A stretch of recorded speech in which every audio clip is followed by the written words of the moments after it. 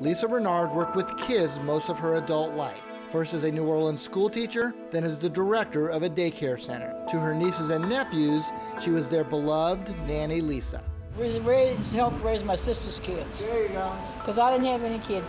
Renard left her daycare center in the summer of 2020 due to complications from diabetes. Complications that ultimately led to the amputation of her right leg below the knee. Determined to return to work, she was fitted for a prosthetic leg.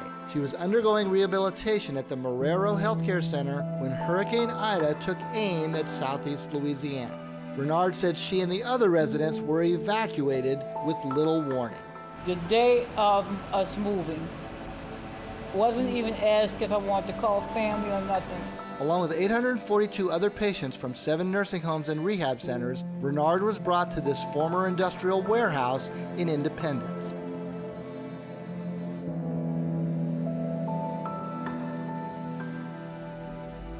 Even before Ida made landfall, residents had concerns.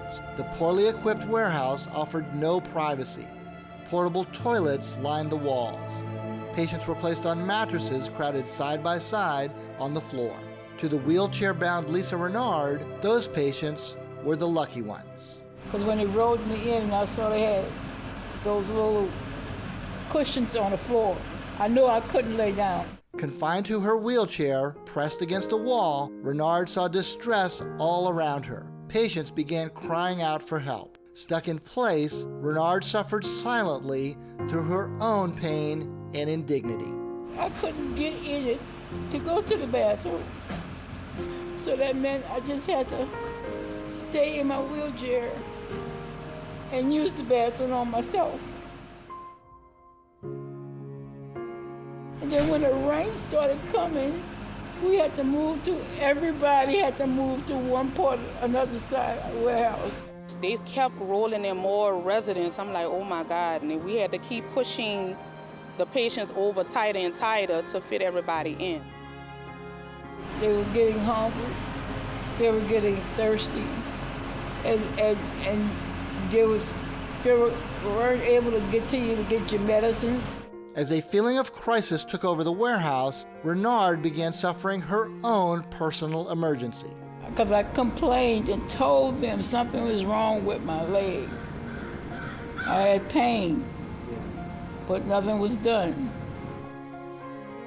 The way I knew I was in trouble, because I smelled decaying flesh. My leg had an odor that was smelling bad. They just said they was evacuating the people to Independence. And we're going to do a full investigation into whether these facilities failed to keep residents safe. They told me, don't worry about nothing.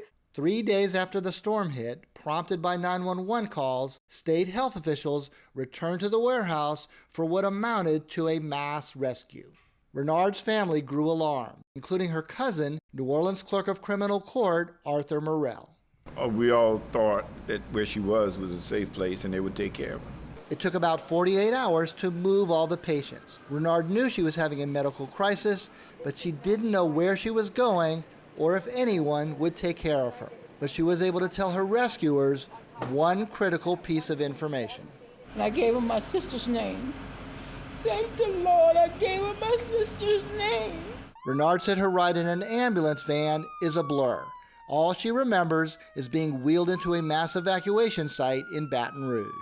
All I remember was when I got to the LSU, they said, we're gonna clean you up. And I laid down on like a gurney. And when I laid on that gurney, I remember nothing else. When she woke up, she was in a surgical recovery room at Baton Rouge General Hospital. She was grateful to be alive, but shocked when she was told about her condition. I didn't know, because I was out of it.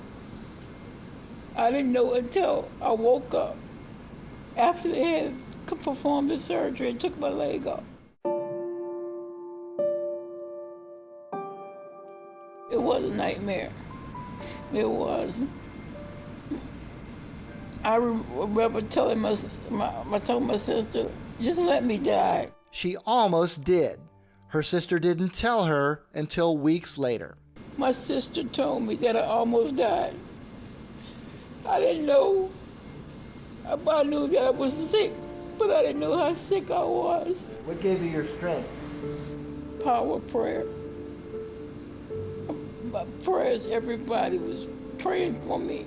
Bob Dean has been hit by at least 10 lawsuits from patients as well as employees. His attorney, John McClendon, has already appealed the state revocation of his licenses, stating, quote, there was no cruelty or indifference to the welfare of any of the residents. Here's McClendon in an earlier interview with Channel 4. We executed the plan flawlessly. Even LDH agrees with that. They went by and saw it, said, this is good. People are coming in, everything's good. The only thing that changed is that the storm turned and went straight for the evacuation facility. As for Renard, she was forced to undergo a second operation to take even more of her left leg, this time above the knee. She is now adjusting to being a double amputee. With all 7 of Bob Dean's facilities shut down by the state, she is at a different rehab center on the West Bank. I look at it like this. Losing my leg was bad, but I didn't lose my life. I'm still alive. Thank the God for that. Renard is planning to resume rehabilitation. One of her goals, to once again work with children.